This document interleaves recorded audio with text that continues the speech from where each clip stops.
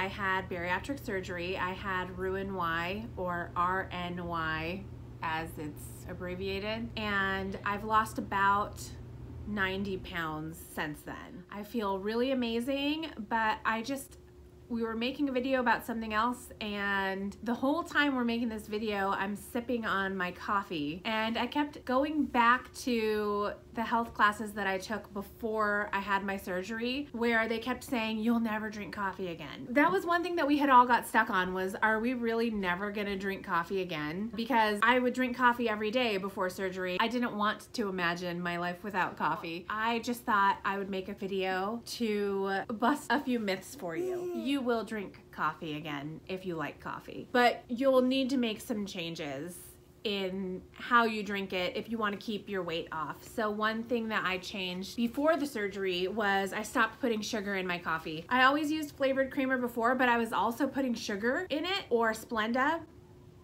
So I cut out the extra sugar because I realized it's like completely unnecessary and way too sweet.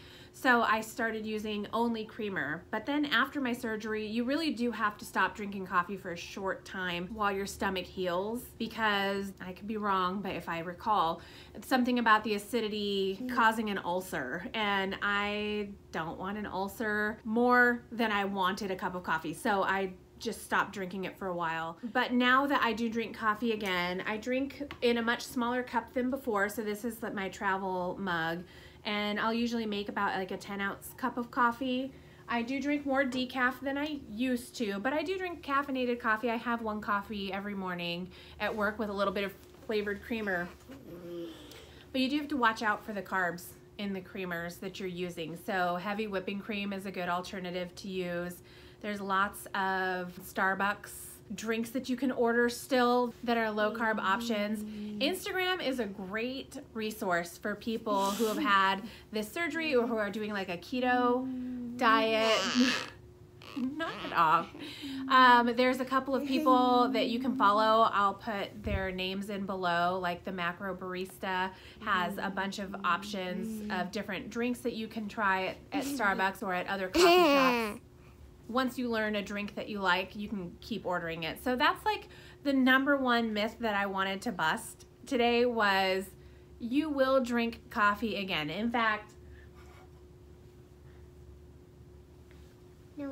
I'm drinking coffee right now, 9 months post-surgery. But you do want to follow your doctor's instructions. If you are having an ulcer issue and they tell you not to drink it, then you're not going to want to drink it. But if everything's healing normally, you're gonna be fine, and that's all I can say. And so if you have any questions, put them in the comments below. Like the video, subscribe to the channel. If you do have questions and you put them in the comments below, I will do what I can to answer them, or maybe make another video about whatever your questions are.